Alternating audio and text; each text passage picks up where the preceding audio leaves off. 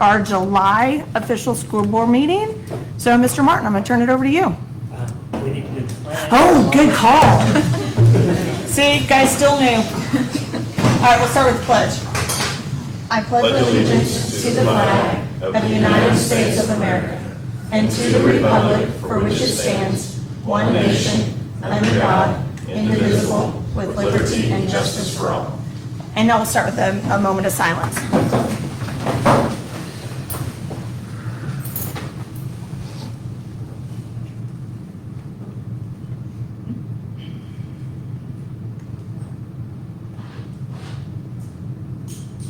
Amen. Okay, now it's your turn, Mr. Martin. Just a second. Welcome to the July board meeting. We always start out with our consent agenda. Are there any questions regarding the consent agenda? All right, with that, I'd like to make a recommendation that the consent agenda, financial report, and board minutes of the regular board meeting held on June 6, 2022 be approved as submitted. All right, so we have a recommendation. Do we have a motion? A motion? Okay, so we have a motion. Do we have a second? Second. Same people. All right. All in favor? Any opposed? All right. All right, next on the agenda is configuration of school board officers. Now, that is a spot where I do not make recommendations, and everything comes from you. So, All right. So, we're going to elect to vote for a board president. Do we have any recommendations for a board president? Aye. I'll make a motion for John, just on seniority. I'm fine with either John or Mindy, but I strongly support either one of them. I support Mindy. All right, so we have two recommendations. I think it does make sense, and obviously, between the two of us, having been here, and I appreciate both, everybody kind of Yes, seeing that, I thank think that's you. probably makes sense. All right, so, okay, you've got two recommendations. You probably need to start with one. okay, so And- all in favor No, of no. what? Do we have a, You gotta have a second. Okay. And then you have to have a vote. sorry, this is the first time we've ever had two people We've never- thrown in for this, so. That's right. Usually it's, all right. All right, so, for John, do we have a second? I'll second. Okay, then all in favor? Do I vote for this? If you voted to no, Okay, hold on.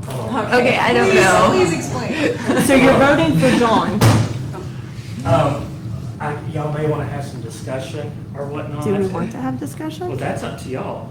I think we might need to, since let's we're break voting it on out. all of the things, but I don't, Because what we just had was a vote, and I don't know how the other vote would have went. I don't know if we should take that. Okay. Does that make sense? Mhm. Because I think y'all are feeling that you have two recommendations on the table at the same time. Yes.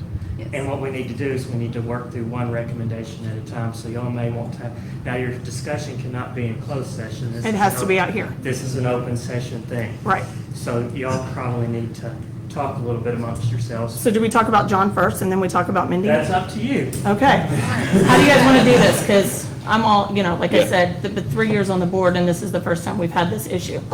So do we want to talk about, I'm all in favor of talking about John, but, That's great. Me too. you give a campaign speech. Yeah, I think, again, between the two of us, obviously, I think it's got to be from experience based. I've served in that position before, in the past. It doesn't, Yep. and And it doesn't, if I wanted, I'm Mindy, and I'm currently the vice president, acting as the president.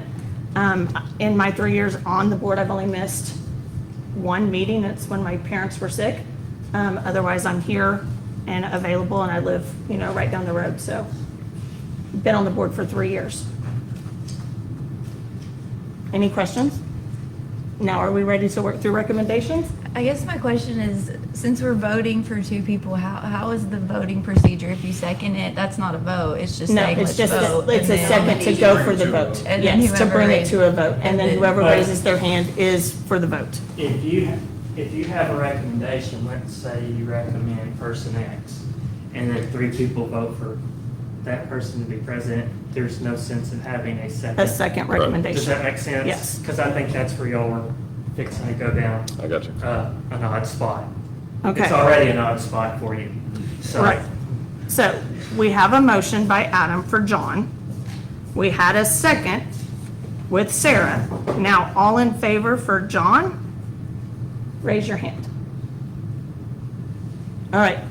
Any opposed? Okay. So now we have a recommendation by Jessica for Mindy. Do we have a second? I'll second. We have a second. All in favor for Mindy?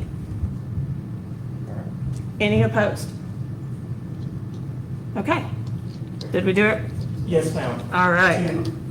Two non-raised hands is a no. Is a no? Yes. So Yes. it- yes, it's 3-2. A Yes. 3-2 vote. Yes. Does that make sense? Yes. Okay. Are we clear to move on now? Hold on, I want to make sure. we Okay, got the perfect. votes right. Okay, we had 2 votes? Okay. And you got that, both votes, right? Yes, ma'am. Okay, so now we're moving on to Vice President. All right, opening for recommendations. I nominate John. All right, so we got a recommendation for John. I'll second. Okay. All right, any other recommendations? I mean, I would recommend Sarah. Sarah has worked within the Pea Ridge Parent Organization for years, growing awareness and has a good following and communication skills. So I would recommend Sarah for Vice President. So do we have a second for that one? I'll second.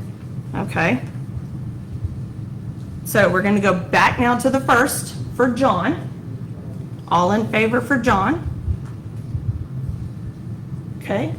Then you got the vote? Yes, ma'am, that was a 3-2 vote. Okay. So there's no point in going to the second recommendation. Correct. So John is the vice president. All right, moving on to secretary. Floor is open for recommendations.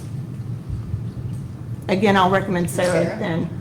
Yeah, again, her organization and communication with the parents and all of that, I think Sarah would be a great nominee for secretary. So do we have a recommendation? Do we have a second? I'll second. So we have a second. Any other recommendations? All right, all in favor? All right. All right, disbursement officer. Do you want to kind of detail what that means? Disbursing officer is someone we need to have come up here and sign off on when we run accounts payable, payroll, electronic funds transfers. Am I doing anything else? No. And that it's nice if you work in town where you can swing by, but if not, of course, we work around your schedule. Okay, and currently Jessica is acting She is the acting one. We assigned her for 1 month. 1 month. 1 month. So the floor is open for recommendations. I will recommend Jeff. Okay, so we have a recommendation of Jessica. Do we have a second? Second. All right, all in favor? Or do we have any other recommendations? All in favor? Okay. Okay, next is your legislative liaison, and that is something that's required by law. What it is you're going to be given updates about legislative sessions and everything, and to be honest with you, I get the same email, and I forward it to everyone as soon as I get it. So, but we technically are by policy have to have someone assigned. Okay, so the legislative liaison, floor is open for recommendations. Recommend Adam. All right, so any second? I'll second that. Any other recommendations? All in favor for Adam? Sarah, was your hand raised? It was, Okay. yeah. All right. Now, I think the next thing up is drawing for terms. It because- is, and what we have in here is our policy says that it has to be a drawing of lots, which means you're drawing out of my Corel bowl. What we have is we have letter numbers 1 through 5 on here, and what number you draw is what number you get. I thought we could start drawing on last name and alphabetical order, and everybody has an equal, The number represents length of time. yeah, Okay. the 1 is the 1-year term and the 5 is the 5-year term. So, Ms. Brown? If you get two, you gotta put one back.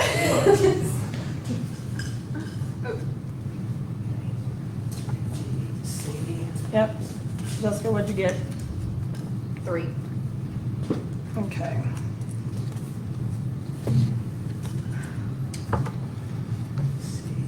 D.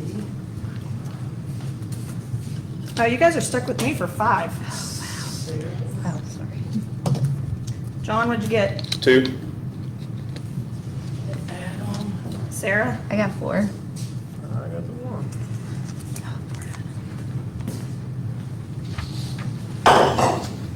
All right, so 2. All right. here's what was drawn. Jessica got the 3. Mindy Cawthon got the 5. John Dye got 2. Sarah Saragusa got 4. And Adam Yeager got 1.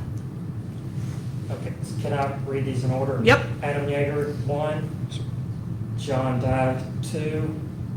Jessica Branham, 3 years. Sarah Saragusa, 4. Mindy Cawthon, 5. Yep. Okay.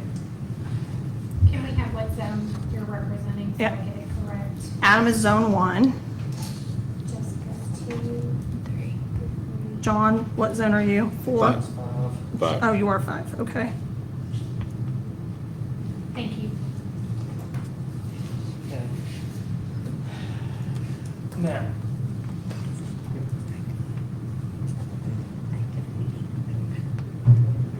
Okay. So now we have, I can make, I'd like to make the recommendation that the lots drawn as presented are approved. all right, so we have a recommendation. Do we have a motion? I'll motion. Okay, so we have a motion by Sarah. Do we have a second? I'll second. We have a second. Okay, do we have any discussion? All right, all in favor? Any opposed? Right. Since the awkwardness is out of control. All right, now we go on to your regularly scheduled Yes, school board ma'am. meeting. Yes, ma'am. Thank you guys for bearing with us through all that awkwardness and things that have never happened before. I appreciate y'all's patience. All right, next on the docket are our student handbooks. Our student handbooks are aligned with school policy. If a policy changes, the handbook changes.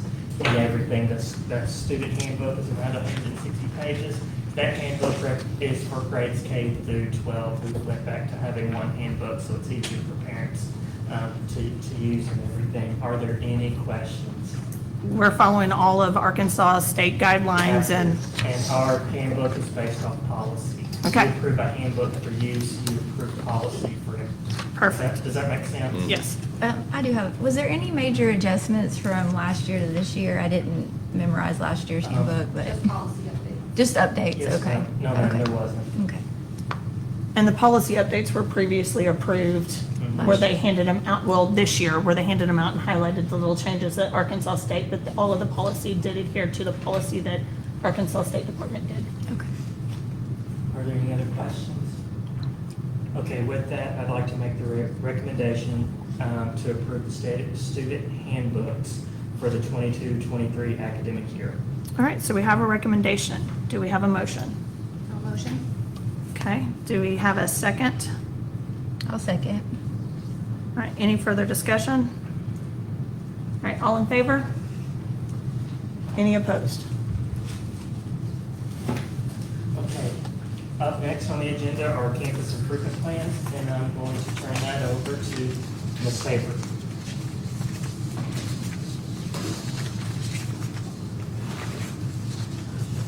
All right. This time every year, we present to the school board our improvement plans for the coming school year, post to our district website. I'm going to go through first our process of the district and what that looks like, and then hand it off to each of the campus principals to share with you their focus areas and their goals for the year.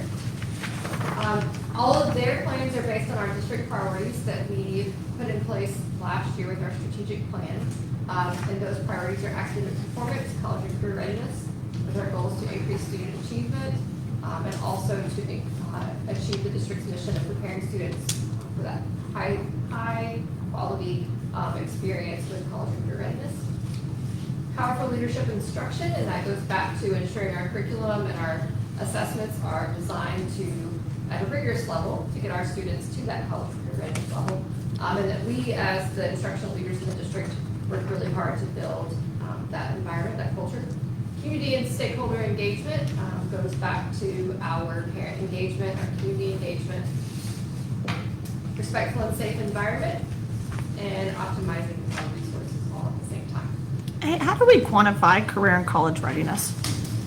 We can do that in several ways. We can look at our ACT scores and look at our students. There's a benchmark of a composite score that tells if our students are college ready according to the state. That Okay. means that they don't have to take remedial courses, so their score gets them past that. Perfect. remedial math and English. Okay.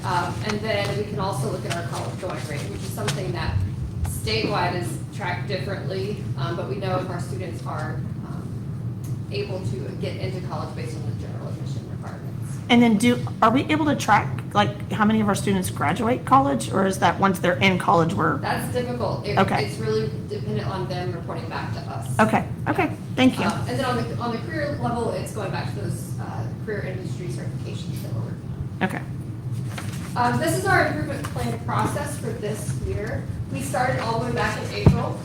We looked at a needs assessment, and we did that through a series of surveys. We surveyed the staff, we surveyed our parents, and we surveyed our students. And then each campus set priorities based on our district strategic goals and what the priorities were based on their data. We also looked at student achievement data. We don't have state summative scores back yet from Aspire. Those are due back to us August 1. So as all of this new data comes to us, we adjust slightly our plans. We got feedback on their initial priorities and goals, and then they got with their campus teams to align those goals and set some action steps in place. We will communicate these plans first to you guys, and then we will communicate to each campus. They will present their campus improvement plan to their staff and back to school.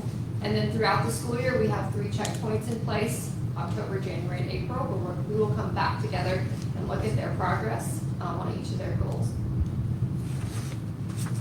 First off, we're going to share Ms. Bennett's goals for the primary.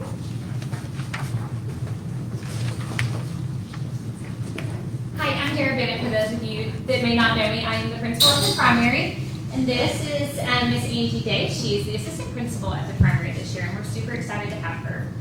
So the focus areas that we have for this year at the primary is that each collaborative team will have shared accountability in designing plans to proactively respond to student needs based on the data from our 15-day plans. All staff members will commit to establishing our shared vision and values. Staff will actively contribute to articulating our long-term and short-term priorities that are aligned to our collective commitments. And our last focus area for this year is, through the lens of those collective commitments, we're going to use our grade level data from the 15-day plan to design a comprehensive system to deliver interventions and extensions throughout the school day. And then here are our school goals that we have created that will get us through October, and then we will reevaluate and create new ones.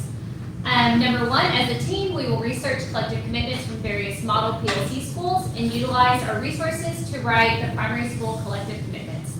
And by the end of the 22-23 school year, we would like to have 80% of our staff will agree that they are living our core commitments. And the second one, 100% of our students will grow at least 1 point in both math and reading, with an overall goal of 80% of our students will show grade level proficiency on math and reading as measured by the MAP assessment that we give in May of 2023. Okay, elaborate on the 15-day plan. What does that entail? So each one of our teams, so for me, it's each grade level, kinder, first, and second, they create a plan for 15 days at a time. And within that plan, they will put in where we're going to give our formative assessments, our assessment pieces, and then we'll look at that data and evaluate who's got it, who doesn't have it, what do we need to do to go back and reteach these concepts to make sure that we're all getting what we need and are on the right track. And those plans also help us do our intervention groups and our WIN groups. We call them WIN, what I need, so it's our intervention time each day. And so we can use our plans to help keep us on track, and we do them 15 days at a time. And, you know, there's some flexibility in there too if we get behind, if there's something happens, but that way we can keep it all together. And so they did them last year. It was all new for us, but they really liked it, and they felt like that it was really easy for them to use, and it kept us all on the same page. Okay. And Are you on the 1-point goal raise? Are you just comparing fall to fall or in spring to spring, or how are you comparing that? So we can compare it a lot of different ways. I typically compare fall to spring. So we'll take it in September and we'll use that score in September typically as our baseline. And so from fall to spring, we would like to see 1 point of growth from each student with an overall achievement growth of 80% meeting proficiency. So whenever they come in back into school, usually there's always gonna be that big dip Right. back from school. So you're gonna go from that point to the next point as your growth points? So what we want to look at is our growth throughout the calendar year that we have them. And you're exactly right, we will see some type of slide, and especially from first to second grade, the test changes a lot. So in first grade, the test reads to them, and in second grade, they have to read it themselves. So that's a huge change. We do expect there to be a dip in the second grade scores when they come in.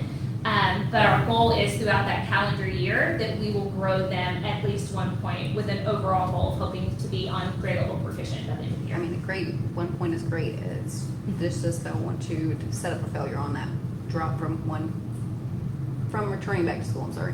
Right. So, like I said, and you can look fall to fall in different ways, but we typically look fall to spring so that we kind of take that into account, and then we look from that year that we have them. Thank you, Ms. Bennett. Hi, I'm Mindy Boland, I'm the intermediate principal. So we met as a leadership team and did the same survey just about our school that we sent out district-wide. And through that, we came up with our focus areas. So we've been doing PLCs for a little while, and our team felt like we were ready to start establishing SMART goals based on data, so on the 15-day on those assessments. So really diving a little bit deeper into those smaller assessments rather than focusing on our math assessments the entire time. And then created action steps to achieve those goals and identify long-term goals for our success. So we had great ones like every student was going to grow 1 point this year, but we didn't really have a lot for like 2 years from now, 3 years from now, which is kind of hard in a 2-year building. So we kind of looked at that and worked on that, so you'll see that on our goals.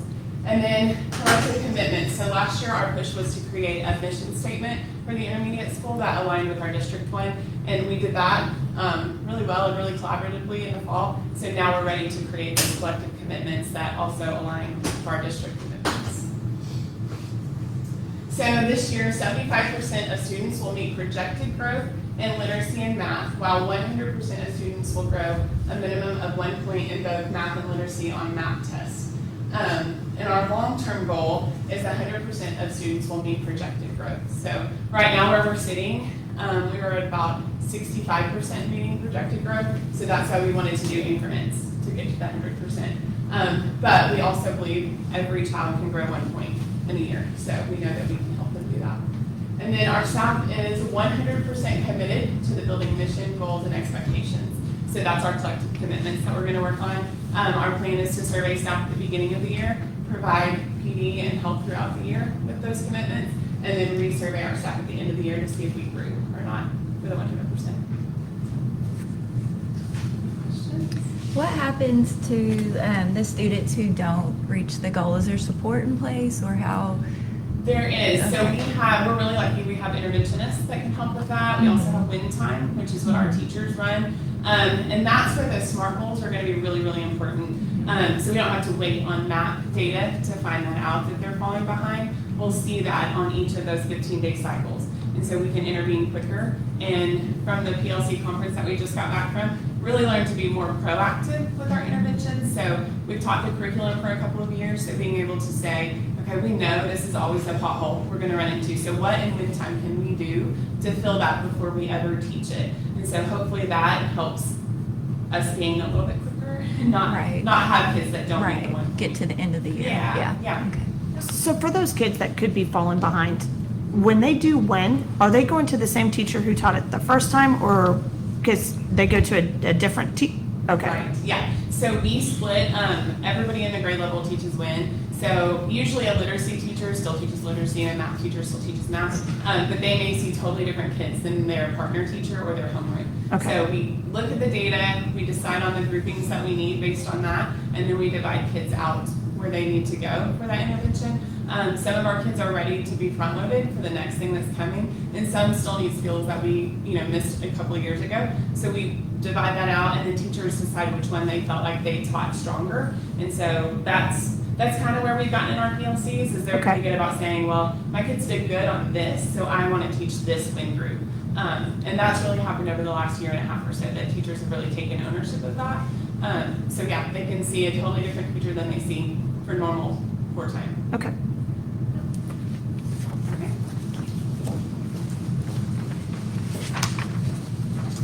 Hi, I'm Rebecca Allen. So this is my first year as middle school principal. I have been in the building as an instructional facilitator for the last 2 years.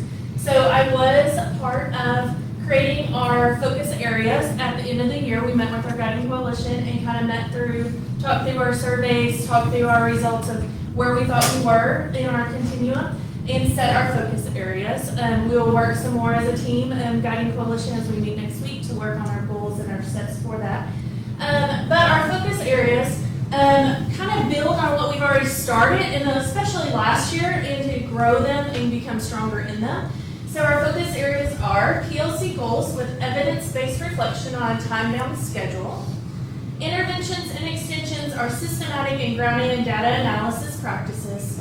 And then also we want to work on the whole child, make sure that we have that our life skills are taught and supported through classroom lessons and college and career exploration activities. So our goals in that, we wanted to break it down for each priority. Our teachers have worked really hard on starting to look at their data. They're data driven on it, but they really wanted to work on making sure that our data is time bound, that we are looking at that quick enough that we can make our interventions based on that. So we wanted to have our goal that we have that completed on a time-bound schedule that will really influence our interventions with our students, so we can be that proactive instead of reactive to it as we continue through before we get to the end of our units or in the end of our modules. We also have 100% of students will grow 1 point on their MAP score, and 70% of students will meet projected growth on their MAP literacy and math assessments. I'm sorry. Yes. So on the interventions, how much notification are the parents getting? Not just the 9 weeks progress reports or anything, how can the parents get proactive? So on the interventions themselves or in their progress, in their? And on the interventions. Okay.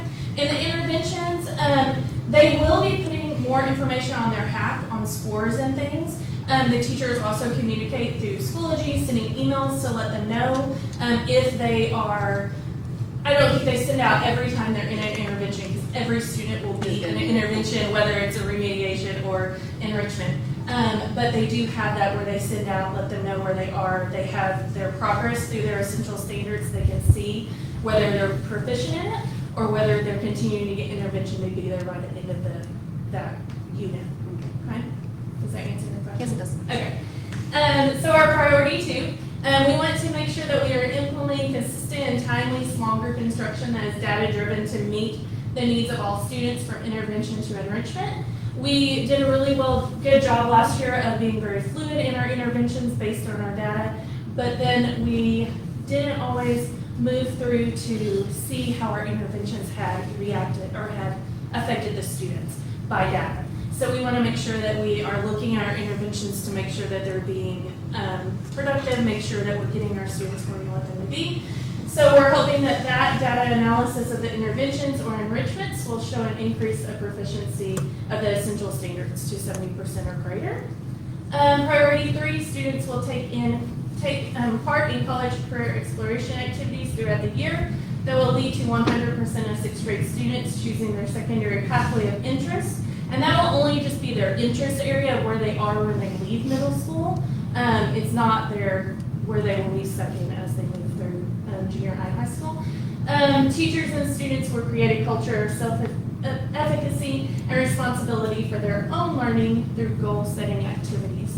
So we will do a lot more goal setting with the students where they are having more responsibility, their own learning, that they know they can do it, and their goals to meet there. So Do we know how many parents have HACC? they all have access to HAC. do we know how many people have actually signed up for that? This is gonna be the first year that middle school will be putting grades through HAC, so we will do a really big push for parents to Perfect. make sure that they are on there. But it will help us make it consistent for junior high and high school as they continue to move through there. Perfect, okay. I love the pathway of interest. How does that come about? Do they take an assessment, or how do they figure out So what? we started working on that this year. We have Black Hawk Fridays. And so they started where the first one, the teachers taught a career that they thought they might wanted to do one day, but they never did, or some interest areas and hobbies. So they got to learn through that. And then Jessica Thomas did a wonderful job of getting a career and people from our community to come in. They were able to pick where to go for that. And then we had teachers go through the pathways that we have in high school, kind of describe to the kids what those are, and then they chose from there. So Right. we're gonna do a little deeper job of that this year. Yeah, my sons talked about that. They Yes. enjoyed it, so I remember. Yeah. Yes. Okay. I know Ms. Snyder put together, it was an after-school event where Yes. you Reality drew check. the reality thing. Yes. Are we planning on moving that forward Yes, and she is expanding it? She is our parental involvement coordinator for next year, so Okay. yes. So we are going to try to expand some of those of some real life things that will help them. Perfect, okay.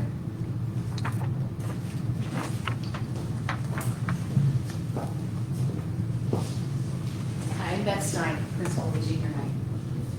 So there are two main focus areas that we are going to work through this year. This is based off of our end of year survey data with our staff and also our Golden Guiding Coalition.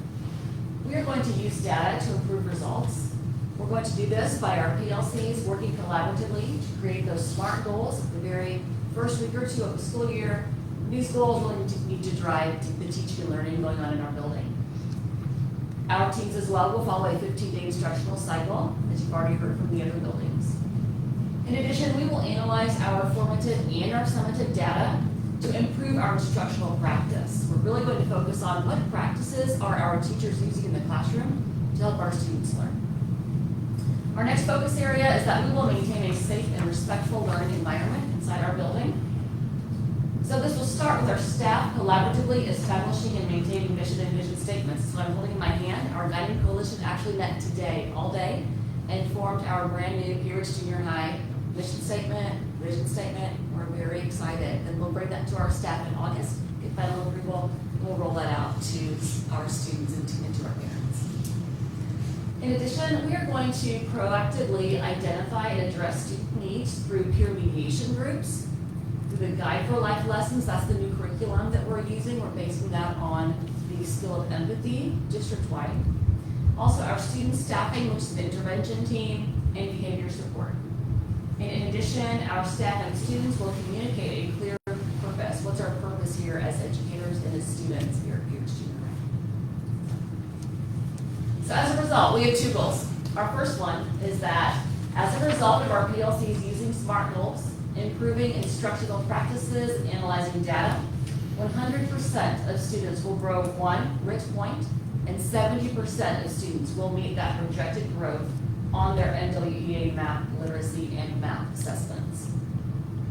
Our second goal, by communicating a clear purpose and collaboratively addressing student social emotional needs, we will experience a 10% decrease in discipline referrals by the end of the 2022-2023 school year. And how are you gonna quantify that? The discipline referrals, that's a great question. So we use something called a CRIB form whenever staff members refer a student for discipline. That stands for classroom record, oh my goodness. Hang on a second, of an inappropriate behavior. There we go. That CRIB form is how teachers communicate that there's been inappropriate behavior in the classroom that's moved beyond the warning stage. So we consider that a referral. And so we will expect the number of those decreasing by 10% by the end of the year. Perfect, okay. And what did CRIB stand for again? Just testing you, Ms. Stein. Classroom record of inappropriate behavior. I'm glad you asked. I hadn't thought about it in a long time. Awesome, thank you very much.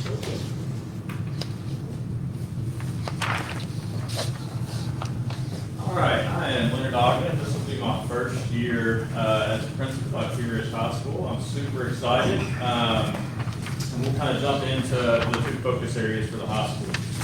I originally had 3, but kind of boiled it down to 2. The first one is using data to improve results, teaching practices, and our system of interventions. The second focus area is going to be communicating a clear purpose. And to my knowledge, one of those goals, communicating a clear purpose, to my knowledge, I don't think Pea Ridge High School's had an actual vision statement, at least while I've been here. So that was something that I felt was important for us to get into place before we started some groundwork with our guiding coalition and some of the changes that I wanted to make at Pea Ridge High School. The goals for Pea Ridge High School will be, teams will follow a 15-day learning cycle, which I'm sure you've heard across the board, that include data talks, and teachers will make decisions from common formative assessments and standardized testing data to populate our encore groups. That is our time for enrichment and remediation. And to inform professional practices. So along with this, while teachers are having these data talks, not only will we identify students and what students need, didn't get it or did get it, we will also identify which teachers had some of the best teaching practices so that they can teach each other, or more importantly, like you were mentioning, are these kids going to the same teacher for remediation? So these kids can go to the teacher that actually did the best job teaching some of this information. So we are going to measure that obviously by our math achievement norms, but as well as our unit tests from each unit from one to the other. So that is one of our goals for Pea Ridge High School. The second goal is the Guided Coalition will develop a vision. We are actually currently in the process of doing that right now. We did develop one. I didn't feel comfortable enough for us to share it tonight, but I will, by next board meeting, we'll have that done. And that will be measured by, the Guiding Coalition will have data points to provide through surveys, quarterly communication, as well as the PLC continuum results. So that is basically a survey that we give at the beginning and end of each year to kind of give a pulse check on where teachers feel their teams are at. And whether that is we're doing good with common assessments, we're doing good with data talks, or just knowing what the vision of the school is. In our data, so from junior high to high school especially, if we see a student who is struggling and has struggled in junior high with some subject, okay, some subject, are we using that same data to kind of be proactive come 9th grade, 10th grade to make sure that that student is starting with a better understanding? Or what are we doing for that? So you asked a great question a minute earlier. You were asking, I think, Ms. Allen about, do you remember the question? About fall and spring? Yes, so how do you know from basically from the beginning of the year to middle of the year to end of the year, right? Those are easier to measure, right? Because we know how they did at the beginning of the year, we make adjustments, and we hope they do better on the middle of the year. Same thing going from middle of the year to the end of the year. Not so much from end of the year to the beginning of the year, right? We can expect a dip. However, yes, we can be proactive. We can do our homework. We have that data. More importantly, the NWA map data drills down and gives you specific skills and concepts that those students are not getting, and you can have that in your tool belt before they even get to you the next school year. Okay. And the nice thing is we've done the map test for 2 full years now, so we now have that data that we can work from. Perfect. Okay, and we're going to utilize that. Awesome. Thank you. Any other questions? No, I thought you had a third point. You had a third point. Nope. So on the college ones though, I don't see anything about the college readiness. So NLAC offers their college readiness test. Is that something that we'll start pushing for our high schoolers to do? For a college readiness test? Just to make sure that maybe they may not be the best test takers. Sure. We are a Compass test site, so we can get the Compass as far as college readiness entrance. Our students can also qualify through their ACT Aspire scores and their ACT scores, so not all students have to take that assessment, but we do offer that assessment and some prep for it for students who are struggling.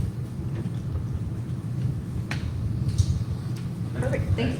Anything else? one other one. So with the college testing, and I can't remember, I think we changed the name of the classes that used to be equivalent for college, and you'll have to forgive me, guys, I can't remember the name of it. Thank you. And then there was the test that you could take. It wasn't the college class, but then if you passed this test, you would get college credit. Advanced placement. Thank you. Do we have any goals aligned with that for high school as far as seeing those numbers improve? I think it's definitely an area that we will focus on. I think there's some other things that we need to work on before we can get to that. Okay. You know, the conference we just came back from in Little Rock, they had some really good things to bring back here to Pea Ridge with us. One of those was, let's get good at what we're doing before we start trying to tackle new things. Okay. And that's currently where we're at right now. We need to get good at what we're doing before we kind of start branching out to other things. And then are we evaluating the teachers who are teaching those to make sure they're the right teachers to teach those? Sure, absolutely. No, Okay. and that's something that we have lots of information on. We have data that kind of tells you a story over the past 2 years, past 5 years, past 10 years. So yes, and there have actually been adjustments made this school year for that. Okay, perfect. We just received those scores back actually, and our overall pass rate was the highest it's been since 2012. Perfect, awesome. Thank you very much, guys. Thank you very much for putting this together, too. In your packet, you have our overall process outlined, and then throughout the school year, they'll monitor and adjust those plans. And so I think now we have recommendations. Are there any other questions? Okay. With that, I'd like to make the recommendation that we approve the campus improvement plans for the 22-23 academic year as presented. All right, so we have a recommendation. Do we have a motion? I'll make a motion. All right, so we have a motion by John. Do we have a second? I'll second. Second by Adam. Any further discussion? All right, all in favor? Any opposed? All right. All right, up next, we have the purchase of map assessment for the 22-23 year, which we just talked about a little bit. Last year, our purchase price was right at $18,107. The price for this year is $20,677.75. Just beat the threshold, didn't it? Just barely. Yes. By that much. And, you know, it's like everything else, prices have gone up a little bit and everything. Do you have anything to add? It's also a reflection of our increased student enrollment. Yes. Yeah. And the state provides, through a state contract, our use for kindergarten through 8th grade to take that assessment. It went back to that Ready for Learning, coming back from COVID, for grades 3 through 8. This will actually be our last year where that's paid for from the state. So we want to make sure we get that third year of data in. And then we also use NWEA products for oral reading fluency, which tracks our students' reading progress in grades kindergarten through 3rd.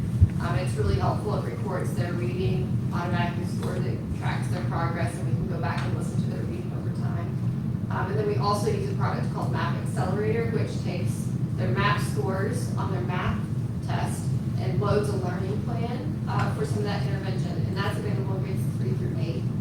We supplement with other products in the other areas, but NWEA has the product for grades 3 through 8, so it automatically loads based on their MAP score to help with the intervention piece. So that's kind of a package deal for them. Any questions? All right, with that, I'd like to make the recommendation that we approve the purchase of map assessments for the 22-23 academic year from NWA Map in the amount of $20,677.75. A lot of sevens in there. All right, so we have a recommendation. Do we have a motion? I'll motion. So we have a motion by Jessica. Do we have a second? I'll second. Second by Sarah. Any other discussion? All right, all in favor? Any opposed? All right.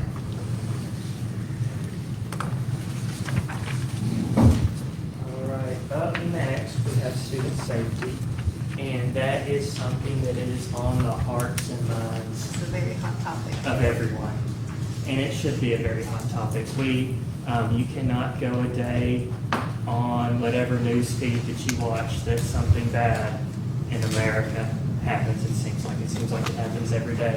It's unfortunate that that's what's on the news, but right now that's where we are. We have our strategic goals up here, up at the top on our district that we have on every presentation. Those other four cannot happen if we do not have a respectful and safe environment. It's just that simple.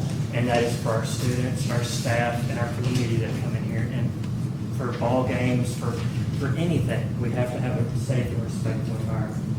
So when we do that, it's about sustaining a healthy and respectful and safe learning environment for our students, our faculty, our staff, and community that results in student achievement, employee growth, and overall district and school improvement. And we have to do this day in, day out. You know, when we think of school safety, I know we just mentioned the hot topic about violence and everything, but school safety is so much more than that.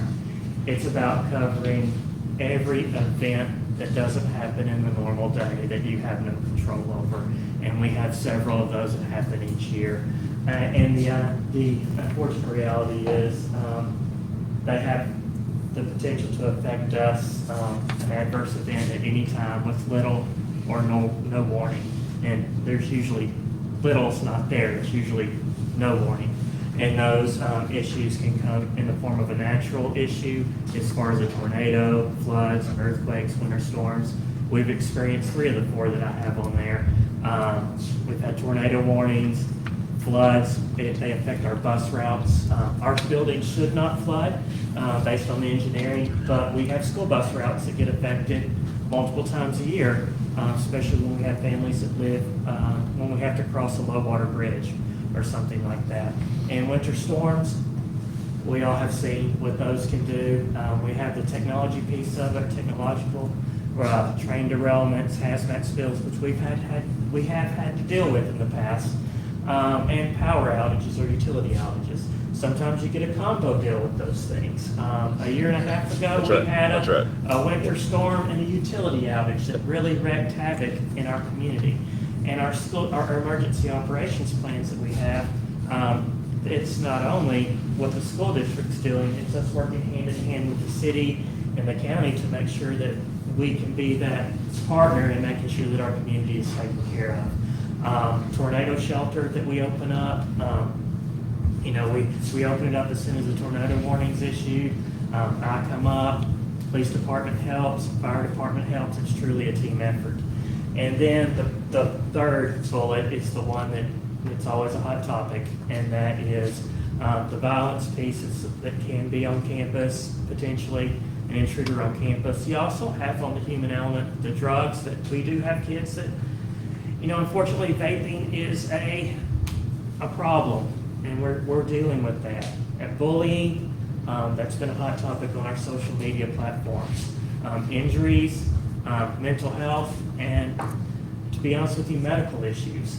Medical issues can pop up at a moment's notice. We all know the story of Miss Kennedy Allison and the great work that John King and Lorraine Bedford and Connie Brow did that day to help Kennedy out. And that all happened because we were ready for the emergency that was happening. And the simple truth is we cannot predict when an emergency is going to happen. When they will occur, how they will occur, and who will be involved. But the thing is, we have to be ready. We have to be ready to make those decisions immediately to help kids. And it's about being prepared to be reactive when needed, but most importantly, to be proactive every day. And being proactive it's what we do on a daily basis. It's to ensure our campuses are safe and meeting the needs of all students. And we do this by providing a safe and respectful environment. And to accomplish this, it's imperative that the district, we have a layered approach to not only address issues that are occurring, but to also be proactive in dedicating services, programs, and resources, basically our time, talent, and treasure, to help us ensure that we have a safe and respectful environment. Now, we're going to talk about where we are and also kind of where we're going. Now, where we are, we have something that's happening this week. I believe tomorrow and Thursday at the junior high, our police department will be using our junior high to do some drills. So I'm going to turn that over to Chief Hahn, Lieutenant Fordham, and Lieutenant Layton. Getting there. Well, I am joined by Lieutenant Fordham. Lieutenant Fordham is in charge of our patrol division, so he handles all the day-to-day patrol activities that go on. And Lieutenant Langham is actually in charge of our school resource officer program, as well as our detectives. And yeah, I know he's got a full plate. They both have full plates. And why we're here today is we want you guys to know that the police department takes the safety of our children as the highest priority. And you have 3 school resource officers who are assigned to your schools, but you have 15 of us that are looking out for your schools. So although I may be a busy chief, I still try to make it to the schools when I can for car rider lines in the morning and so forth, and lunchtime and periodically during the day. Our patrol division, probably more so this year than in the past, going to make sure that patrol officers make a lot of rounds in schools, so you have a lot of extra coverage and it can be seen more by someone who may be thinking about doing something bad, and hopefully just the presence of an officer being there will make a difference. It's greatly appreciated. Lieutenant Fordham is actually an active shooter instructor, and tomorrow, active shooter can happen anywhere, not just schools, but we're using the school campus because we know that's places that might happen, and it's a great place to practice because if it happens here, the guys have experience here. And so, combined with some other agencies tomorrow, we are doing some active shooter training, and I would like to Lieutenant Fordham tell more about that. So tomorrow on Thursday, we have, it's a combined training with us, the Bella Vista Police Department, Little Flock Police Department, and the Peel Ridge Fire Department. This is a active shooter training where we try to go from the beginning of a incident to the very end, all the way from casualty collection points to casualty evacuation. Casualty can also be gunshot wounds, people that are just or injured. We will be trying to make it as realistic as possible. So we've checked with Superintendent Martin, and we will be using our sim guns and blank ammunition to make it as realistic as possible to go in and get that sensation of what it's like for us when we respond to these situations, and assessing the threat, neutralizing the threat, and then after that, having security as we evacuate the casualties. So we have at least 5 scenarios, which could run anywhere from 30 minutes to an hour and a half per scenario, just different rooms, different circumstances, how we would approach the threat, how we would take care of it, and how we would treat the wounded and get them out of there. So again, it is in conjunction with the fire department, which doesn't happen very often. And then you have the police will train, and then you have the fire level train. You think it makes more sense if we came together more, but we're actually going to train with them. So as we go in, or they go in to help take care of the injured, we're going with them and evacuating with them. So, any questions on? How often do you guys do these exercises or training? Well, we do similar training all the time as far as building, clearing, active shooter. This will probably be the first since I've been here where we've made it this extensive. So we're just sitting, we're patrolling, and we get a call, hey, we have an active shooter at the junior high. Our officers are actually going to respond tomorrow in the car, reach the entrance that we're going in, or we call the breach point, and listen for that driving force. They have to find the shooter. They have to get to the shooter quickly, neutralize the threat. And then from there, it's usually in an active shooter training, like, okay, cool, we're done, let's go to the next one. Well, there's so much more that happens afterwards. If we have one shooter, we don't know if there's 2 shooters, so we have to maintain security over the facility because we don't know if there's more people in there, but we still got to get the casualties out. So we establish a safe corridor where we can start evacuating. So we do it often, we train often, but to this level, not as often as we're going to start.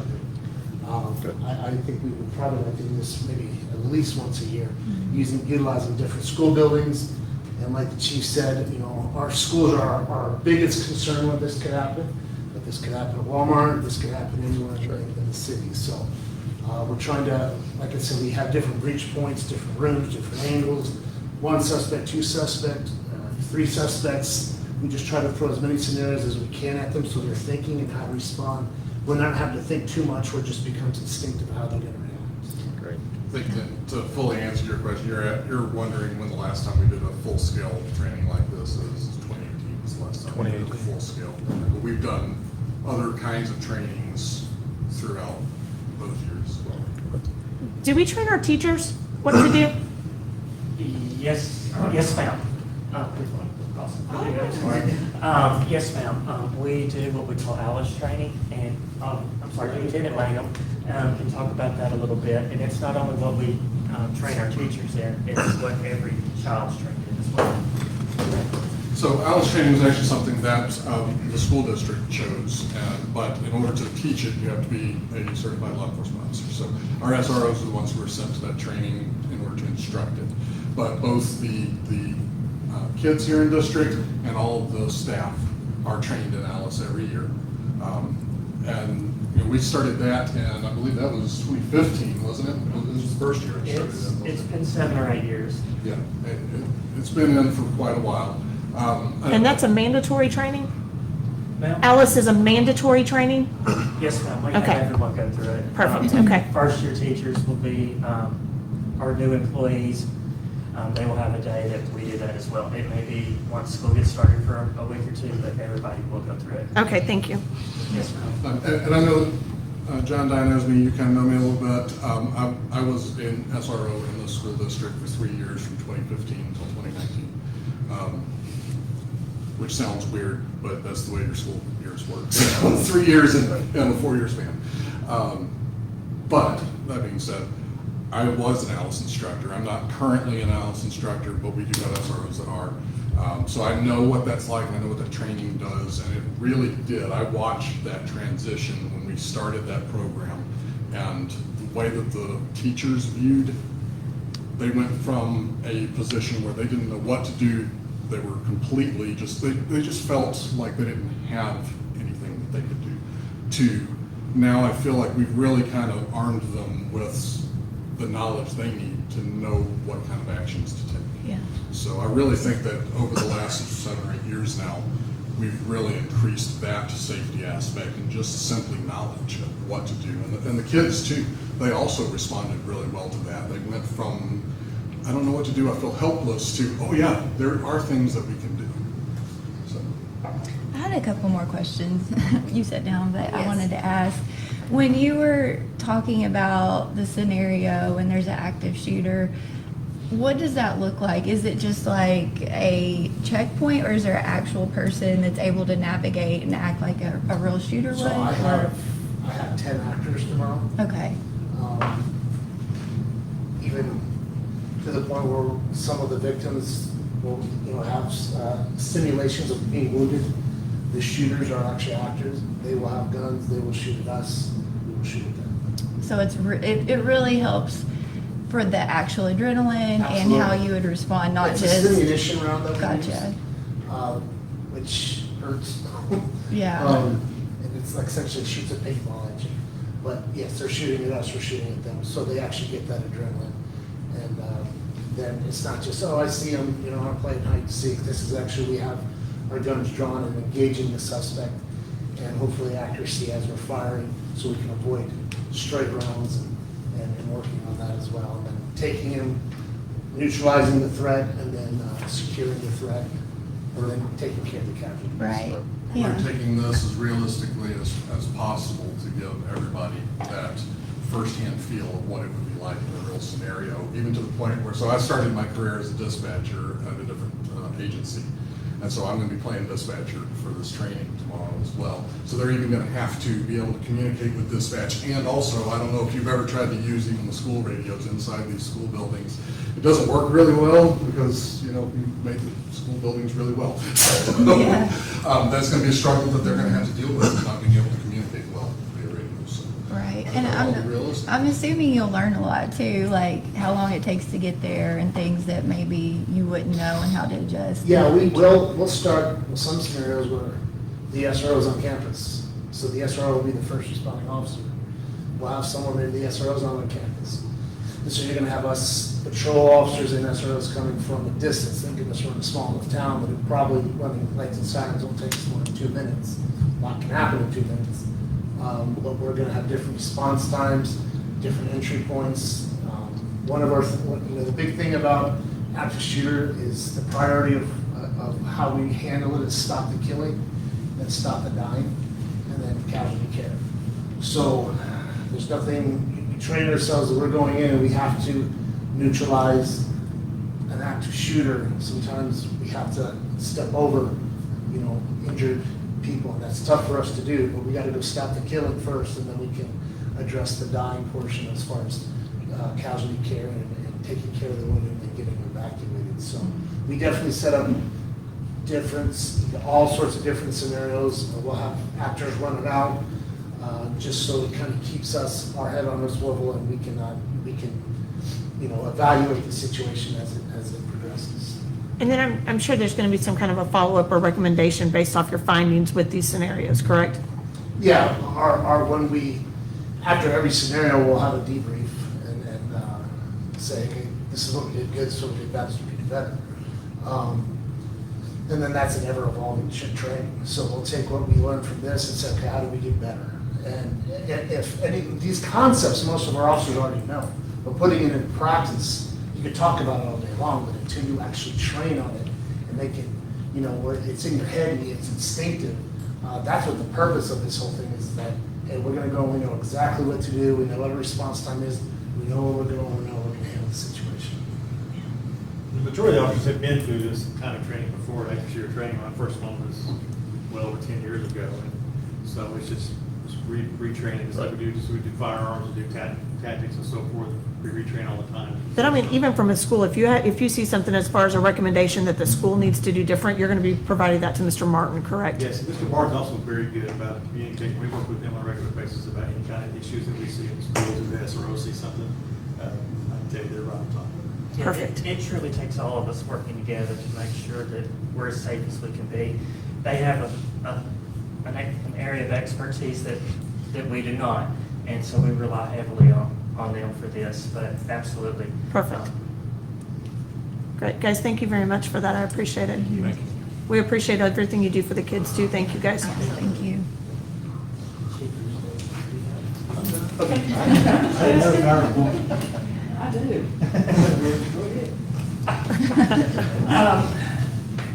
I can't tell you how much I'm thankful for the relationship we have with the city and the police department, fire department, emergency first responders and everything. They truly do an outstanding job taking care of our kids. When we have an accident on campus, someone gets sick, or even an injury at the track meet or football game or something like that, they are outstanding people. But we also need to continue the process of kind of where we are. Right now, we have a district crisis team that meets once a month to review kind of where we are, taking feedback and things like that.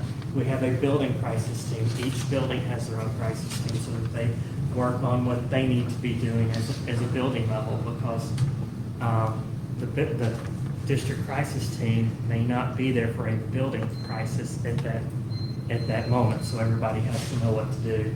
Again, we have 3 SROs serving 5 campuses, and I loved Chief Hahn's explanation of we have 15 officers serving our school. I know how many SROs are on any school, in any school district is a hot topic. I think that may be part of the special session that may or may not happen, I don't want to speak for Governor Hutchinson because I am not allowed to. He doesn't even know who I am. But, budget surplus is on the agenda for sure.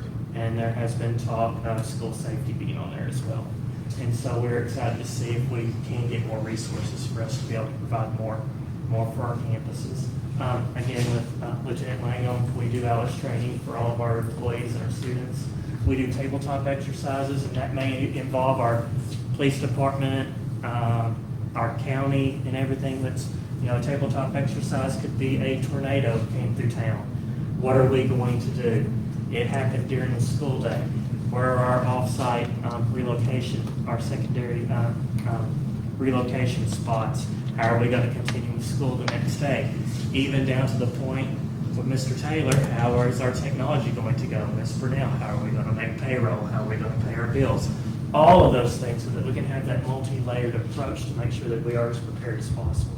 You're never 100% prepared, but it gives us a starting point.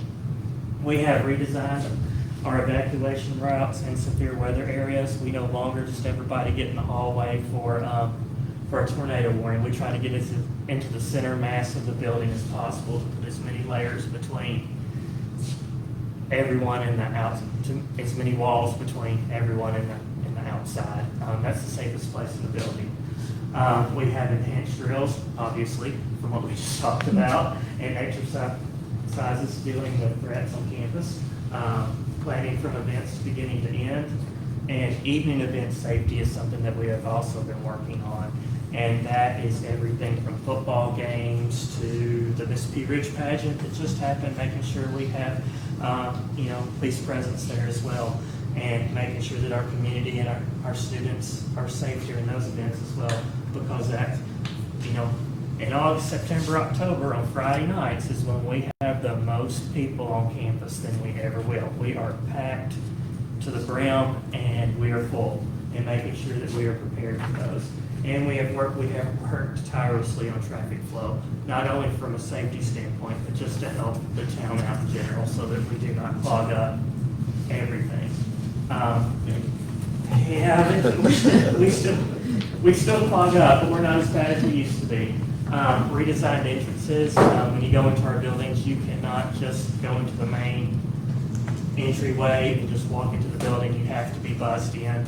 I know that gives sometimes a feel of unwelcome, but that's not the case at all. We're just trying to keep our kids and our staff and even our visitors who are in the building that are supposed to be there safe. We have magnetic doors and fob and PIN code accesses throughout the district. We use a visitor management system called Pass to make sure that we are allowing people into the building that need to be in.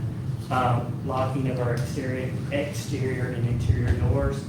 We currently run a little over 320 cameras in district, but please remember, a camera is just documenting what's happening. It's not a preventive measure, but it does document. Designated command rooms in all buildings, and what that is we do have a crisis.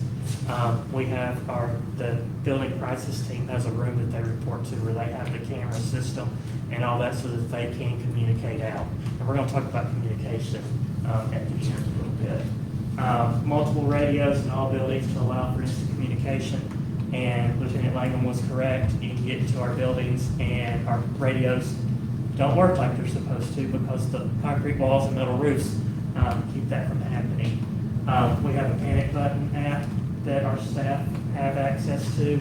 We use School Messenger to communicate with parents if something happens. I know most of the time it's about free and reduced lunch forms and snow days and things like that. But that School Messenger is for very specific things that we communicate with. That way, when it comes through, that it's taken seriously. The panic button app, does that go directly to the police or what? It allows to dial 911, and we have something that we're going to talk about that a little bit at the very end. All right, go ahead. With the catapult system that we're going to bring in that will replace that. Okay. Because not everyone had that on their phone, and it had some issues. All right. Alarm systems throughout, we have AEDs throughout our district. We even have one out here in the hallway. Most buildings we have 2 in. Our athletic trainers carry them with them. We even have a portable AED device that we take on field trips and everything to make sure that we're as safe as we can possibly be with that.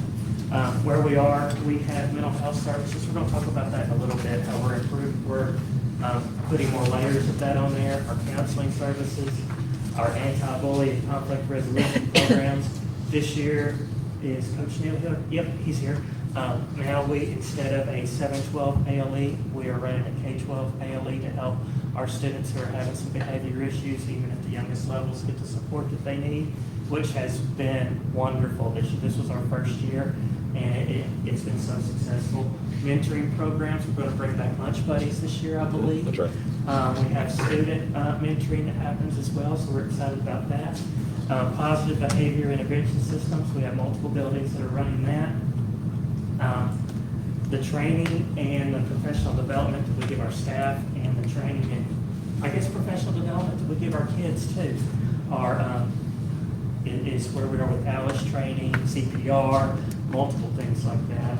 And at the end of the day, this one right here, that it's about having that multi-tier system of support to make sure that our kids are safe. So there we get into where we're going.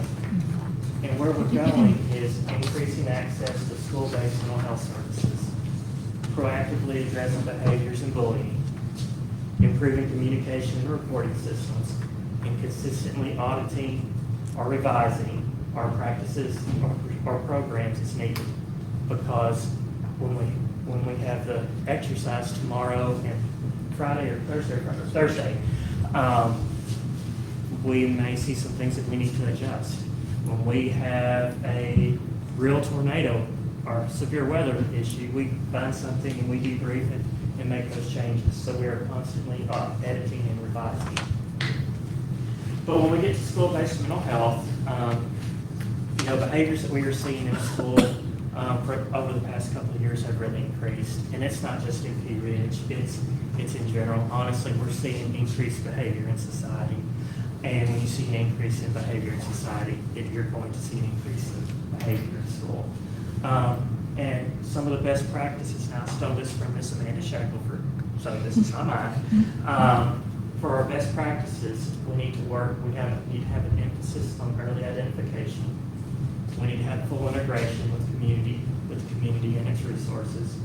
We need to be placing students and their families at the center of service decisions. And we need to have a focus on promoting school attendance and academic success. Our services and supports need to be validated by research and evidence-based practices. We just can't make it up as we go. We have to have things that we know are going to work. And we need to use our technology, especially when it comes to telecommunications. Now, the characteristics of school-based mental health are, well, first and foremost, we support students. And depending on the needs of the students, you have an array of pull-out interventions that's anywhere from evaluations, crisis services, diagnosis, threat assessments, individual group, family therapy, and case management, and even day treatment that those kids have access to. You have to have a comprehensive intake, referral, and case management process. And we need to have a collaborative partnership between the school district and our mental health care providers that includes a comprehensive MOU. You all have been signing those over the past couple of months. One of the things I'm so proud of that Ms. Markfelt and Ms. Brunel and I want to say Ms. Shackelford worked on also was we had some kids that were falling through the, well, you hate to use the word cracks, but when it came to having mental health services provided, we had around 40 to 45 kids that the outside agencies weren't able to provide. It's an insurance issue, it's a parent not signing off, all kinds of issues. And when we became a school-based mental health care provider with our own Medicaid Medicaid number, it's going to allow us, and we have a candidate to recommend tonight for that, is it's going to, the next to last one is access to school-based mental health services without regard to the student or family Medicaid enrollment status. So it will allow us more opportunities to serve more kids. The school district, and please correct me if I'm wrong, we will bill Medicaid when we can. We feel that we're going to be able to use that reimbursement to offset the cost of that salary. But I can't think of a better thing to do than provide those services for our kids because they are desperately needed sometimes. And sometimes it is so hard for families to be able to do those services for their kids. If they have an appointment in Springdale at OGC by Marketplace on 412 and their appointment's at 10 o'clock, they've got to come get their kid at 9 to be there early for the meeting. I would assume that the therapy never starts on time, would be my guess. And so it runs a little over. And so they're through at 11 something. They're gonna have to feed their kid because that's right during lunch. And you may not make it back in time for lunch. And so it's 12:30, 1 o'clock before they make it back. We've missed a half a day of school, the child has, and the parents missed a half a day of work.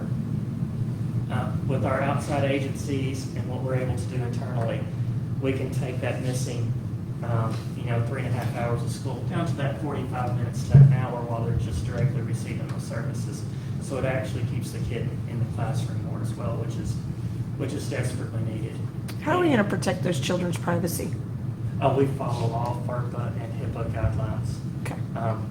Always. Okay. And you gotta remember, if the parent has right of refusal on this as well, a parent can decide that that is something they do not want. Okay. Right. How will the referral be made? Will the teacher, if they start noticing a We behavior? have a full Yes. intervention team. Okay, are we too early? Sorry. You know, We this is have like we my. have a full intervention team on each campus that Okay. monitors that. So referral can come from many sources, honestly. It could come from a parent recommendation, a teacher see.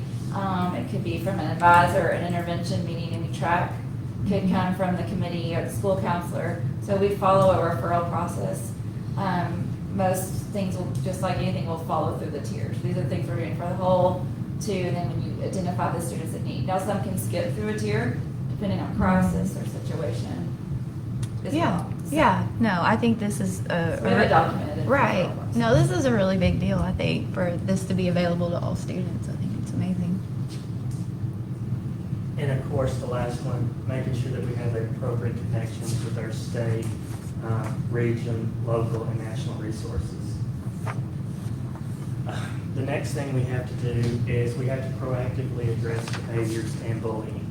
Now, proactively addressing them and providing layers of support, we'll get to that in a minute. That doesn't mean that discipline isn't there as well, because it is. But we have to have these fundamental assumptions that all students do not have the same behavior needs. We see, that's just like not all kids have the same academic needs. All students come to school with different life experiences. Some students' prior experiences, whether it be the home, school, community, make emotional regulation, behavior, and relationships, building those relationships a little more challenging than some kids, for some kids. And some students lack essential behaviors, skills that support academic success. And I don't know if y'all are getting the fly. And if you put me on TV, please do not show me waving at my head.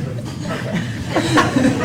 And so what we need to do with that is to make sure that we have a behavior support system needed to promote the academic success of our students and deter discipline referrals. Now, that does not mean that discipline does not occur, consequences occur, but we have to have in place, let's use vaping, for example, that when we have a kid going through the discipline referrals for vaping, that we're also, after they get through the discipline, that we're having those support pieces in so that we're helping the child as well. It will not go away. And we can do this through prevention, identifying at-risk students early, and implementing tiered intervention. We've got to identify them by being supportive, by connecting students with needed resources and supports, identifying those strategies and supports to help students gain new skills and decrease unwanted behaviors. And at the same time, it needs to be corrective, where we provide opportunities for students to learn and practice new skills and behaviors. So just for clarification, it sounds like what we're trying to do is be proactive on behavioral issues with support through mental health, so it's not just a reactive approach. It's more of a, Yes, let's ma'am. see what the core issue is versus let's just Yes, ma'am. punish, but also have consequences. Yes, ma'am. Okay. It's very rarely where punishment alone solves the issue. It's very rare when that happens, when punishment alone solves. Right. I mean, it can happen, don't get me wrong. We have kids that make that one bad decision, you know how that goes. But when we have kids that are, frequent flyers in the office and everything, there's more going on than Yeah. the behavior that we're dealing with at Right. school. Trauma creates behavior. Yes, ma'am. And that's where we get into our tiered systems of behavior support. In Tier 1, it's no different than Tier 1 for academics. It's what everyone gets. The next slide's going to be the Guide for Life in the middle, where we are providing those competencies for those kids. Tiers 1.5 is where we're identifying those students that have led to multiple discipline referrals, and they need some extra intervention and support, whether that be, and it can't be addressed through your typical classroom management. They've had multiple referrals, and we need to do something to help them through that process. And then Tier 2, it's for our kids where we've identified them, they're having issues, and we're still not able to support them. And that will allow us to have, to be more targeted with them. It may be pull-out groups, it may be any types of layers of support, from counseling to all types of things. And then Tier 3, which can happen, it's the ones that need it the most. It's the very tip of the pyramid. And that is where we are having very aggressive behaviors, safety issues, and the student's not able to function in your typical learning environment, and it requires individual planning, evaluation, and intensive interventions are typically required. And that's where a lot of times where Coach Neal comes in, where we have our ALE program for grades K through 12 now, because we have an ALE classrooms for K3, for 4-6, and then we have a 7-12 ALE as well, so that we're able to provide those layers of support for the kids and our teachers and the kids' family. Who determines if a student falls in Tier 3? There's a variety, there's a variety of data points you would look at. Okay. We don't classify them like you would a library book, so you have to look at multiple factors. And then, so, for example, students, to your point, we've already done the pass-off, so to speak, where all the intervention data we've been tracking all year, where they've gone up, been identified, they've made success, let's move them back, has been shared with their next building. So the receiving building has already received all this information where they landed, and the years they don't start the year cold turkey, so to speak. Okay. And it's something that you might be identified once you move to 1.5 or 2 or 3, but you don't necessarily live in those tiers. So as you improve, just like academics, you're going to go back and forth. And So typically it's a committee, the same slide now. Typically it's a committee that's looking at the multiple data points that might be brought in by a variety of resources. But we're not going to just label a student a Tier 3, and that's where it's going to I follow would say that that student. honestly, this is our tracking system that isn't, it's not like, it is not similar to having an individualized education plan. This is something we use to make sure our resources are targeted correctly. Okay. So that we don't assume, we would never want us to lump all students in the same category. This just allows us to be more specific and intentional with needs. Okay. You wouldn't put out on a report card, your child's now in Tier 2. Well, I just want to, so if Mindy, I'm going to use myself, if Mindy went through a trauma and got categorized at one point in a Tier 3, and if Mindy did the necessary work, is Tier 3 going to follow Mindy from middle school to Miss Stein School to junior high, or are we taking all of that into account? Honestly, while the services you receive based on where you are with your need, if you've gone through trauma, survived trauma, we've gotten you back into a more successful routine setting, you would want that information to travel with you, but you wouldn't necessarily need to stay in that the most intense environment, because it would be ill-advised. Like, I wouldn't to not know all that information about the students coming into your building, because trauma can go up and down so fast and easily be triggered by something that could be avoided quickly. So you would want to know about the student, but it doesn't necessarily mean that you would live there, if that makes sense. It's like a medical history, right? Yes, You yes, have to- yes. It's a good, thank you. I just couldn't get that out. That's a perfect example. All right, thank You you. want your health records to go with you. So if you were having a procedure, you would know in the past you had something that you wouldn't want to. So we could easily, it kind of helps with teacher selection and to monitoring and quick visits, family phone calls, like people that are on your list. Okay. Did I answer that? You did, Okay. yes, thank you. Up next, that's what I was talking about, the Guide for Life in that circle. The Department of Ed puts this out. You have your lenses of learning, where on the outer, layers of the lens, you want kids to be actively literate, critical thinkers, and community engaged. When you get into the blue, it's the core work that we do, whether it's fine arts, math, science, social studies, college and career readiness, technology literate, all those, and I'm sure I'm missing something on there. But in the middle, it's those companies, those soft skills that every kid needs to not only function here, but to go out beyond the walls of the classroom and be successful later on in life. And at the end of the day, that's what we want. We want kids to go out and be successful. Now, our next part is improving communication and reporting systems. 2 or 3 months ago, I'll lose track of time, y'all approved for us to purchase SmartTag. SmartTag will allow us to track our kids on our school buses, to show when kids get on and off, to be able to inform mom and dad when the bus is, I can't remember if it's 5 or 10 minutes out. I can't remember what it says and everything. And then we recently purchased, because it was a micro purchase, a catapult to allow a communication piece for within our district. And I'm gonna let Mr. Ramey talk about that for a minute. One of the things that we started working through, we did Alice training, I think it was last March, and then as we kind of debriefed and started working through and talking with other districts was, when you have a crisis situation and one that the police department's going to kind of work through tomorrow, but even right down to the old fire drill that we've always done. When you have a fire drill, you grab your roster, you take your students outside, you check your roll. Well, then what do? Does the roll go to somebody? Does it not? If it's on paper, you've got 30, 35 different teachers with a paper copy of a roster.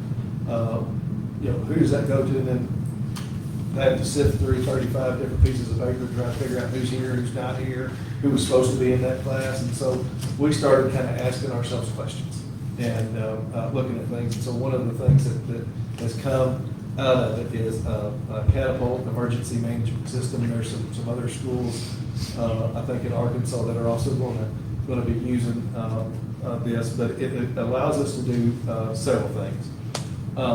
One of the things that we found is our current communication system was walkie-talkies amongst our administrators, and then we have all-call systems that we can dial through our phone system and reach either our building, reach the whole district, do different things. But we have challenges with that. We have the welding room where they may be in there actively working. We have students that may be in transit on a school bus. They don't get the all-call system on the school bus. We have students, seniors that are off campus working that may be coming on to campus when we have an event and things going on. So how do we communicate? How do we do these types of things? And so with Catapult, it gives us the ability to do several things. One, in the event of a crisis, immediately, like you get an Amber Alert on your phone, all of our staff, all of our people, if we have a critical incident, we can hit a button and immediately it goes to everybody's phone, because everybody has their phone and they have them all the time. And so what we found is, in working with our administrators, they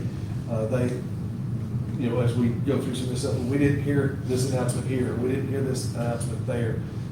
So now we've got it on their phone, so we can communicate, and it comes through like an Amber Alert without the the noise and all that. It's a silent buzz that you get, and that sort of thing. So if we did have to go into a lockdown or a hold in place or secure any of our things, we can do it from a simple app on the phone. We also can do it via our computer. They can do it at the site. The building teams can do it, and immediately we can go into some sort of crisis, lockdown, whatever it is we may need to do. Does that make sense? Right down to, hey, there's somebody suspicious just walking around campus. There's a button for that. They can hit it, and it alerts us to know, hey, we need to go see what's going on. We may not lock down. We may not do anything. We've got the outer doors of every building locked, but somebody on our team at the district level needs to go check that person out and see what's happening here. And the SROs are going to have access to that? Correct. They're going to be on the same. What about parents? Are we going to let parents sign up for that?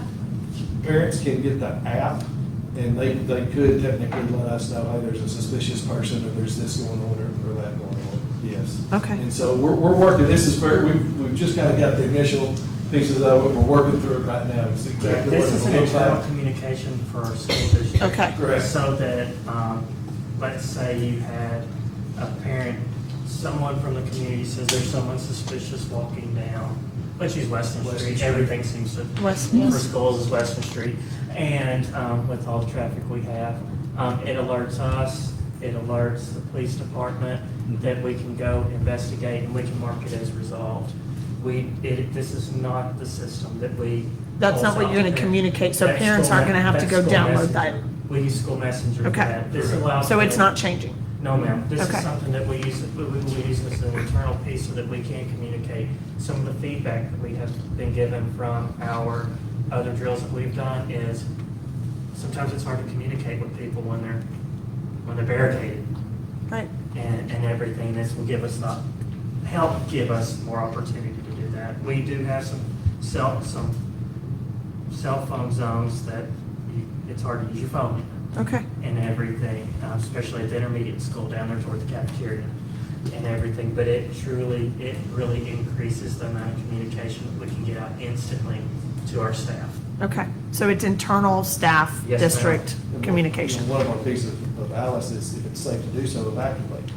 Well, if a teacher evacuates and we send them the Amber Alert, boom, it records where their GPS is, so we know where the teacher is, we know exactly what students are with them, so we can account for very quickly all of our students. Okay. Who's with us, who's not with us, and so it gives us some two-way communication. You know, if a student's injured, we can go back and forth, and we can also talk with our law enforcement. And so it gives us an internal system to communicate in the event of crisis or. Okay.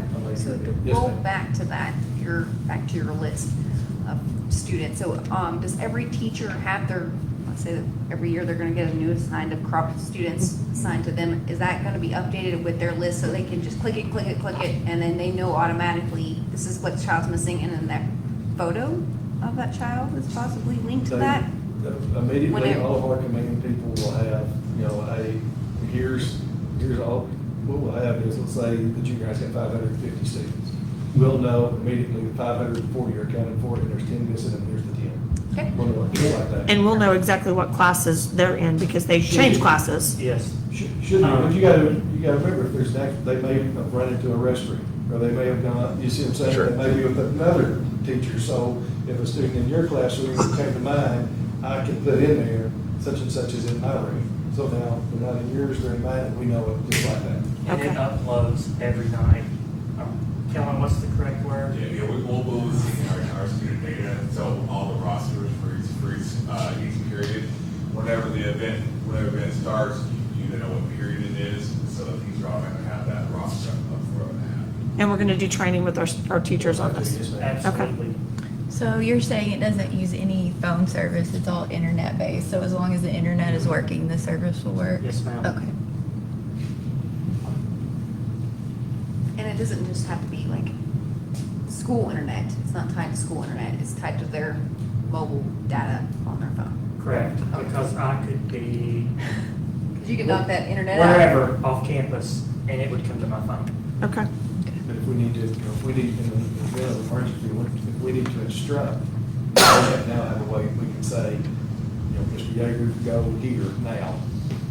And we can tell people what to do, they can also communicate back to us. And even the teachers down at the intermediate there by the cafeteria where it's like a dead zone, they will be able, so there should be absolutely no reason why people say I didn't get that. Correct. Okay. Hopefully, you know how that goes. I do. But, you want to be able to communicate as quickly as possible during events, and this will allow us to improve that dramatically. And you also want to communicate without letting the whole world know that you're communicating, like over the loudspeaker. Right. Because sometimes that can be the worst way to communicate, so it allows us to do it Right. very quietly and to keep everybody informed, because sometimes the greatest anxiety and fear is simply not knowing what's going on. Okay. And then, I promise this is the last slide. And then at the end of the day, it's about consistently auditing or editing, revising, whatever word you want to use, our practices and procedures as needed to make sure that we're doing the very best we can for our kids and for our community. And that comes through building safety audits, the flies back to me now. Building safety audits, we're working to where we have a checklist that we're going to be going through. We haven't decided which week, what the time frame. We're going through and checking buildings to make sure everything's the way it's supposed to be.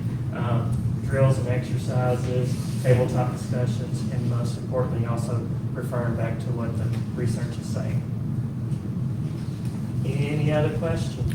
Are we going to be limiting the doors that people can come through? Yes, ma'am. We've already started doing that in the past where we will want parents single point of entries for that and limiting the number of doors for our staff to use as well. Ideally, you would want one door for each building that you're using. That's simply not possible with the way that our buildings are designed. A perfect example is, the middle school's pretty new. It's 12, 15 years old, somewhere in there. Car riders have to come in the front, and the bus riders have to come in the back. Junior highs, probably the junior high, intermediate, are probably our buildings that have the most doors, but they're also our oldest buildings. Right. And it's about making sure that it's okay to have a door for an exit. Doesn't mean it has to be an entry door. Right. And everything. So it is about reducing the number of entrances that you have as much as possible. And what about doors for staff members to let family members bring them lunch or food Yeah, in? we're working through that as well to make sure that doesn't repeat itself, that we do have it to where, if somebody's bringing someone, I'm gonna say snack, I don't know whatever word you use, bring someone a snack, I'm gonna say Sonic drink, that's better, bring someone a drink, that's a visitor on campus, they need to go up to the front door just like everyone else. Okay.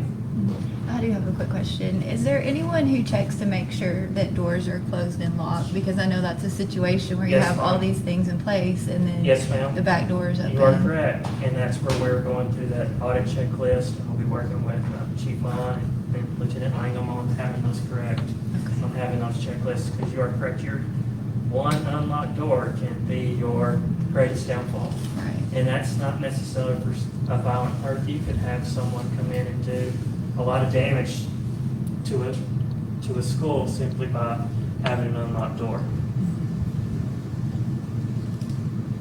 If you do all this, leave your door unlocked. Yeah, it's Yeah. kind of a waste of money. Yes, ma'am. Mhm. Anything else? Mr. Martin, I appreciate you putting this presentation Yes. together, and Chief Lon, I appreciate you guys coming and sharing with what you guys are doing. And It's the work of everyone. It is. It takes And I that- remember, Mr. Clark couldn't be here tonight, but he's our district crisis coordinator and Okay. everything safety coordinator, and he does an amazing job with it as well. so we appreciate y'all. Thank you very much. Thank you very much.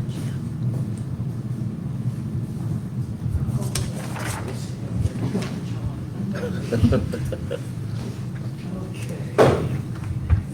Food service bids. Up next on the agenda is food service bids for the 22-23 academic year. We had two bids. We had Ben A.P. and Springfield Springfield came in as the cheaper bid at $37,398.71. Now, please remember that includes dry goods, frozen goods, protein. It does not include milk. Milk is bid through the cooperative, through Highland Dairy. Highland is a sole provider in Northwest Arkansas, so it allows us to use the cooperative purchasing of all 16 school districts to keep the price down. Our bid is significantly more than it was last year.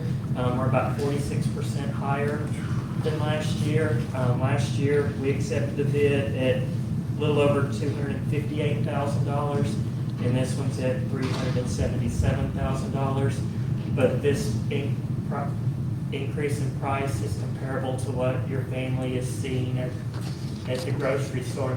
And quite honestly, our increase probably isn't as much because we buy in bulk and everything, but this is something that is affecting everyone, and fuel prices and food prices are going to dictate a lot of our expenditures this year. Mr. Martin, are either one of these vendors ones that we've used in the past? Oh, yes, sir, we've used both of them. Okay. Honestly, and you could throw Tankersley in there, they did not give a bid this year. It's year in, year out who you use. I feel the bids are very competitive. What are we, $600, $700 difference in the bids? They're very competitive in their bidding, and we've used both of them. They're both great vendors. It's just Springfield was a little bit cheaper this year, and we always go with that. I have a quick question, because I think sometimes the parents are kind of, have questions about the food and the quality. Sure. It's pretty much a nutritional system that's mandated by the state that the school has to follow, Yes, correct? ma'am. It's not like you We can have kind of. nutrition guidelines. A lot of what we get is on portion size, to be honest with you. They figure it on, and Julie's not here, so she may text me in a minute and say, what were you saying? But we do it, when you get in there, it's based on a caloric intake diet that the USDA sets. You get into sodium intake, calorie intake, fat intake, and it gets down into the grams and milligrams. So when you get into preparing the meal for the week, you can only have so many carbs, so much protein, so much fresh. Well, you can have all the fresh fruit and vegetable you want. But yes, ma'am, a lot of that is regulated by what we can serve. Right, yeah. Now, I will tell you, I have had, and John has too, we have had the school lunches. They're good. Oh, yeah. Yeah, they are. Different than They're ours. good. One of the things I that- feel like it's better than when I was in school. That's what I'm saying. And So- Julie and her staff, they've really done a great job over the past, how long has Julie been there? 7, 8 years now? That we have moved away from the eat items Yeah. to more of preparing meals and everything. Our kids love it and everything, but some of the things we struggle with, for example, is like a 50-50 hot dog bun that's 50% white flour, 50% whole grain. It doesn't taste the same as the Wonder Bread bun that they eat at home and everything. And so it's getting the kids used to that and introducing them to dark greens and vegetables is something sometimes that some of our kids haven't seen. So it takes a while for them to start eating it. Any other questions? Okay, with that, I'd like to make the recommendation that we accept the bid from Springfield Grocers in the amount of $377,398.71. All right, so we have a recommendation. Do we have a motion? Make a motion. Oh, Okay. Adam goes first. Adam's the I'll motion. second. All right, John's the second. All right, any further discussion? All right, all in favor? Anybody opposed? All right. Up next, we have to approve our breakfast and lunch process for the 22-23 academic year. The act that was passed 2 weeks ago, 2.5, 3 weeks ago, by the Senate, while it gave us some waivers, the one waiver that is not there is that all kids eat for free. And so we are having to go back to our free, reduced, and paid process like before the pandemic. We are trying to honor our families and go up as little as possible. We're only asking for a 10-cent increase in the prices of our lunches and breakfast. As you can see, we are going to absorb more than a 10-cent per meal increase with just the cost of food going up. Some of, that act was a little confusing. It made it seem like that every kid was going to be able to continue to eat for free. They did kind of adjust the thresholds of who qualifies and everything to give some more lenience to that, but we are going back to paying for our lunches and paying for our breakfast if you do not qualify for free or reduced lunch. Mr. Brandon, did I say that correctly? That's correct. Okay. I think this year for our families, we'll do a big push right here before school starts. But families have 30 days from when school begins, 30 days in. So we start August 15th, September 15th. How you were classified last year with free and reduced, before you go to 30 days. And at the end of 30 days, if you haven't filled out forms or you don't qualify, then you roll kind of off that. And so we'll do a big push right at the first of the year, but this year, more than ever, filling out free and reduced forms to see if you qualify and those things is probably more beneficial than it's ever been. And so we'll try to notify our community as very best we can to get that stuff done. I know open houses and different things, our principals have already started to kind of think about how am I going to get this done. And Julie in food services has kind of worked through that as well. But it is going to be important, so we want our community to kind of know what's coming their way. So when it comes down to it, a student breakfast will cost $1.70. If you are on full pay, that's up 10 cents from the 1920 school year. And a student lunch meal will cost $2.40 for a pre-K through 6th grade and $2.65 for a secondary child. Grade 7 through 12, which is up 10 cents. Our adult meals are going to go up 15 cents for breakfast to $2.50 a meal, and 25 cents for our adult meal up to $4. And unfortunately, milk's having to go up as well. I know everybody's thinking a little cup, 8 ounces of milk for 50 cents. I believe at the end of last year we were paying 43 or 44 cents for our costs for each one of those as well. So I can assure you our new bid is not 40-something cents. Any questions? Now, I want to make sure the secondary, that is the hot food line, that is not the price that you're going to pay at some kind of an a la carte or the salad that we do at the high school, right? Or do we do that at the high school? Are we going to offer that? All carte is not included in there. I just want to make sure we're all Yes, clear. ma'am. It's just It's hot the- food tray. It's the reimbursable meal. There we go. I had a quick question. Yes, So ma'am. with this small increase in the cost of food, does that actually cover the cost, or do we have to pull from the No, budget? ma'am. Every year we have to do a paid lunch equity calculator. Okay. And it will only allow you by law to go up so much. What we are surviving on this year is how wonderfully Julie Ferguson runs our food service department. We have a carryover right now, right at $480,000, I believe. And that will help us buffer that so that we are not paying out of general operating for food service. We have not done that in several years, and our goal is not to do that ever again. Is that correct, Ms. Burton? Yes. Okay. Okay. All right, any other questions? Okay. With that, I'd like to make the recommendation that we approve the breakfast and lunch prices as for the 22-23 academic year as presented. All right, so we have a recommendation. Do we have a motion? I'll motion. Okay, so Jessica with the motion. Do we have a second? I'll second. All right, Sarah's second. Any other discussion? All right, all in favor? Any opposed? Okay. Next, I'd like to request that we move into executive session to discuss personnel. All right, so it is 7:48 and we're going to go into an executive session.